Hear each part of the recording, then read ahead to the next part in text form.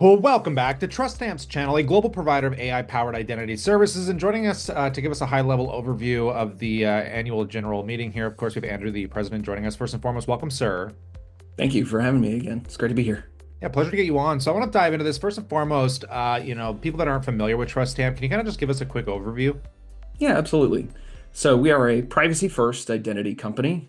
For 9 years, we've invested in creating cutting-edge AI-powered technology, preparing for security and privacy threats like quantum computing, deepfakes, and ransomware attacks. TrustStamp has 23 issued patents and 14 applications pending for a whole portfolio of primarily AI-enabled patents, mainly focused on the tokenization of identity and countering the growing threats, again, of deepfakes and other AI-powered attack vectors, and even from the potential of future quantum computing capabilities. We work with over 65 financial institutions, and that includes an S&P 500 bank, to create cutting-edge identity authentication systems. That particular bank has been a client since 2016 and remains a strong and supportive partner for us to this day. The scope of our engagement with them has grown yearly, encompassing not just authentication, but also a range of associated anti-fraud tools. In parallel, we've worked with MasterCard since 2019, who uses our IT2 tokenization technology for financial and societal inclusion, which empowers end users in developing countries who often, have no other means to prove their identity. And this lets them participate in a wide range of development-related programs using their new tokenized identity. That contract was extended for 3 years in April of 2024, but the exclusivity element expired on December 31st of 2024. And we hope for long-term participation in MasterCard's impressive Community Pass ecosystem, but now we can pursue some exciting new opportunities in 2025. Yeah, definitely appreciate that. And speaking of those opportunities, maybe tell us what's ahead here, for 2025. Sure. Let's take a step back. So in 2022, we established a research and development center in Kigali, Rwanda, to create an on-the-ground team who began working with diplomats and political leaders in specific countries to better understand their needs. So financial services in Africa are to a very large extent mobile phone based, with Africa accounting for around two-thirds of global mobile banking activity by volume and value. So recognizing that in 2024, we established a subsidiary and entered into a joint venture in Nigeria, through which we now have a proof of concept running with a large mobile network provider in Africa with over 288 million subscribers across 18 different markets. And we're currently engaged with two African nations on plans for their digital identity and associated technology needs, working directly with their political leadership. And so Scott Francis, our group CTO, who also serves as CEO of our African operations, is meeting this week with the key ministers in one of those countries in meetings personally organized by the country's newly elected president. In the other country, he will be meeting with the newly appointed prime minister to ensure the continuity of discussions already in progress. And in addition to those two countries, we're in early stage discussions with two other countries and have several other identified opportunities. And these projects are each 7 and 8 figure revenue opportunities with long-term annual recurring revenue potential. Yeah, definitely appreciate the insight there, but maybe zoom out a little bit more. Tell us kind of more about the market.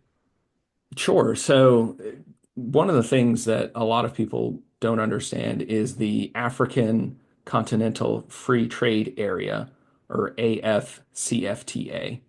It's a really landmark agreement that binds 54 African nations and an estimated 1.47 billion people into the world's largest free trade area. And so it aims to create a single market for goods and services across 55 countries, again, representing just over 1.3 billion people with a combined GDP of approximately 3.4 trillion. By reducing trade barriers, the agreement could contribute an additional 450 billion to Africa's GDP by 2035 and lifting about 30 million people out of extreme poverty and increasing the income of 68 million people. And that's all according to the World Bank. So, over the next decade, Africa's share of the world's population is expected to reach 21%, up from 13% in 2000. So more than 50% of young people entering the workforce will be in sub-Saharan Africa. By 2050, the region's working age population will still rise while falling virtually everywhere else. And Africa will be home to an estimated 2.5 billion people, or 25% of all of humanity. However, all of this potential is impeded by a fundamental challenge, and that's the absence of a universal ability for citizens to assert and authenticate their identity, particularly in digital transactions, even assuming that they have a air quotes identity recognized by a government. Globally, 850 million people did not have identity documents in 2023, with 542 million in Africa, and that's including 120 million children without a birth certificate, of whom 85 million have never had their birth even recorded. So, according to the World Bank, countries adopting digital ID programs could unlock economic value equivalent to 3 and 13% of their GDP. So, TrustStamp is well positioned to provide technology and implementation for such programs. Yeah, this is fascinating. And speaking on the technology side, how is this opportunity impacted by the current state of AI? That's a great question. We're only just now coming to the end of January, and 2025 has seen AI technology in the news daily, ranging from hundreds of billions of dollars of proposed investment in AI technology, new data centers, associated power generation, to panicked markets reacting to the new DeepSeek model that's claimed to have trained for under $6 million. So, as you know, TrustStamp has worked with machine learning and AI technology for many, many years. For us, the accelerated introduction of lower cost AI resources has two benefits.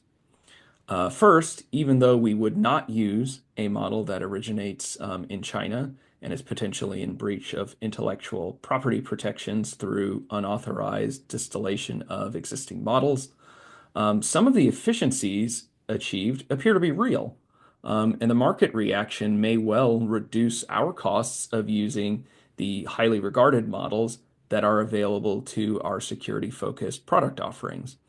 And secondly, by increasing the range and risk of AI-enabled attack vectors that our current and potential clients see, it reinforces the growing demand for countermeasures that we offer. Yeah, no, again, I appreciate all the insights and thanks so much for making the time, Andrew. But maybe just give us some closing thoughts. Any last opinions you have? Sure. So we are pursuing this and other new revenue opportunities, and we'll continue to address cost savings that don't materially affect our ability to execute on those opportunities. Additionally, previous reductions in our management team and our use of consulting services is going to yield more than 1.4 million in savings in 2025 versus the annualized costs in 2024. And we're planning another round of expense rationalizations before the end of this quarter. On that note, we'll pass it off to the viewers as always. We'd love to know what you think and consider subscribing as news and catalysts come down the wire. Of course, we'll bring it to you here. But on that, we look forward to catching you in the next one.